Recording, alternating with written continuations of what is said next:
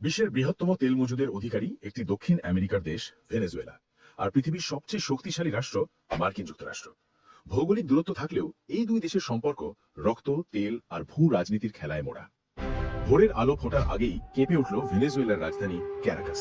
তীব্র বিস্ফোরণ, সামরিক স্থাপনাগুলোতে হামলা, এই সামরিক আগ্রাসন এক নতুন যুগের সূচনা করল। তবে এই সংঘাতের শিকড় একদিনের নয়। তেল, আদর্শ এবং ক্ষমতার দ্বন্দ্বের এক দীর্ঘ ইতিহাস আজকের এই সামরিক সংঘর্ষে পরিণত হয়েছে। ভৌগোলিকভাবে দুটি দেশ একই গোলার্ধে অবস্থিত।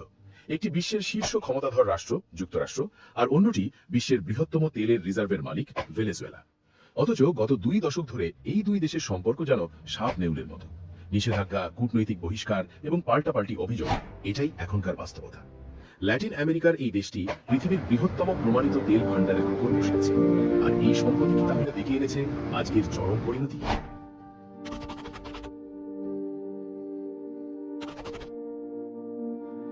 1999 সাল, হুগো চাভেজের হাত ধরে শুরু হয় চাভিজম, এক সমাজতান্ত্রিক আন্দোলন যা সরাসরি আমেরিকার সাম্রাজ্যবাদী নীতির বিরোধিতা করে।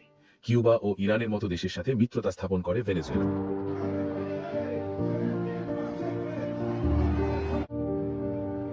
2013 সালে চাভেজের মৃত্যুর পর ক্ষমতায় আসেন নিকোলাস মাদুরো। তার অধীনে অর্থনৈতিক অব্যবস্থাপনা এবং বিশ্ববাজারে তেলের দাম কমে যাওয়ায় দেশটি গভীর সংকটে ডুবে যায়। খাদ্য, স্বাস্থ্যসেবা ও জলের তীব্র অভাবে লাখ লাখ মানুষ দেশ ছাড়তে বাধ্য হয়। একসময় সমৃদ্ধ দেশটি পরিণত হয় এক মানবিক বিপর্যয়ের কেন্দ্রে। ওয়াশিংটন মাদুরো সরকারকে স্বৈর শাসন আখ্যা দিয়ে বিরোধী নেতা হুয়ান গুয়াইদোকে অন্তর্বর্তীকালীন প্রেসিডেন্ট হিসেবে স্বীকৃতি দেয়। মাদুরো এটিকে অভ্যুত্থানের চেষ্টা বলে উড়িয়ে দেন।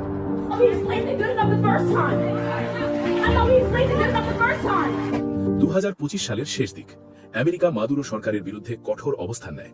ক্যারিবীয় সাগর ও প্রশান্ত মহাসাগরে অপারেশন সাউদার্ন স্পিয়ার নামে মাদক পাচার বিরোধী অভিযানের নামে মার্কিন নৌ ও বিমান বাহিনীর বিশাল বহর মোতায়েন করা হয়।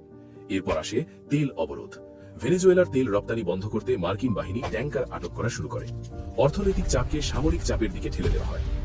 চরম উত্তেজনার শেষ পর্যন্ত সরাসরি সামরিক সংঘর্ষে রূপ নেয়।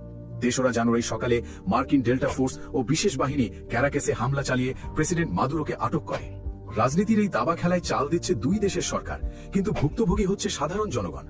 যুক্তরাষ্ট্র ও ভেনেজুয়েলার সম্পর্ক কবে স্বাভাবিক হবে তা নিশ্চিত করে বলা কঠিন, তবে এটা নিশ্চিত যে তেল এবং ক্ষমতার রাজনীতি যতদিন থাকবে এই দ্বন্দ্ব ততদিন চলবে।